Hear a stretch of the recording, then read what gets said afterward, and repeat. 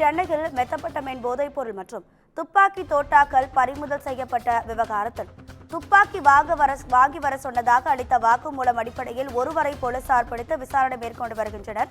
இது தொடர்பான கூடுதல் தகவல்களை நமது செய்தியாளர் சுப்பிரமணியன் வழங்கிட கேட்கலாம். சுப்பிரமணியன், வணக்கம். உங்க விரிவான தகவல்கள்.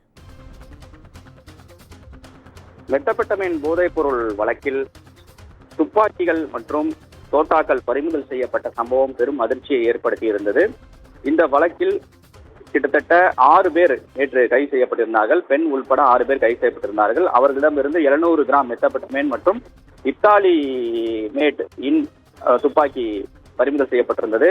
அது மட்டுமல்லாமல் 15 தோட்டாக்கள் ஆகியவை பறிமுதல் செய்யப்பட்டிருந்தது. இந்த துப்பாக்கி அசாம் மாநிலத்திலிருந்து வாங்கி வர சொன்னதாக விசாரணையில் தெரிய வந்திருக்கிறது. அது மட்டுமல்லாமல் வடமாநில கும்பலுக்கு இதில் தொடர்பு இருப்பதாக காவல்துறையினர் சந்தேகித்திருக்கிறார்கள். அதன் அடிப்படையில் தான் தங்களுடைய விசாரணை என்பது தீவிரப்படுத்தப்பட்டிருக்கிறது.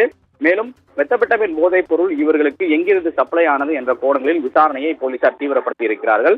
குறிப்பாக இந்த வழக்கில் மணிப்பூரை சேர்ந்த பெண் ஒருவர் கைது செய்யப்பட்டிருந்தார். மணிப்பூரில் இருந்து இந்த மெத்தப்பட்டமைன் போதைப் பொருள் இவங்களுக்கு சப்ளை செய்யப்பட்டதா, அதே போல போதைப் பொருள் கும்பல் இதில் எந்த மாநிலத்தில் இருந்து இவர்களுக்கு சப்ளை செய்யப்பட்டிருக்கிறது என்ற கோணங்களில் விசாரணை தீவிரப்படுத்தப்பட்டிருக்கிறது. அது மட்டுமல்லாமல் கள்ளத்துப்பாக்கியை வாங்கி கொடுத்த இளையராஜா என்பவரை போலீசார் தற்போது பிடித்து விசாரணை மேற்கொண்டு வருகிறார்கள். இளையராஜா திருவொற்றியூர் பகுதியை சேர்ந்தவர். அது மட்டுமல்லாமல் அவருடைய பின்னணி என்ன என்பது விவரங்களை போலீசார் இதுவரை தெரிவிக்கவில்லை. தற்போது அவரிடம் கிடுக்கிப்பிடி விசாரணை என்பது நடத்தப்பட்டு வருகிறது. உங்க தகவல்களுக்கு நன்றி சுப்பிரமணியன்.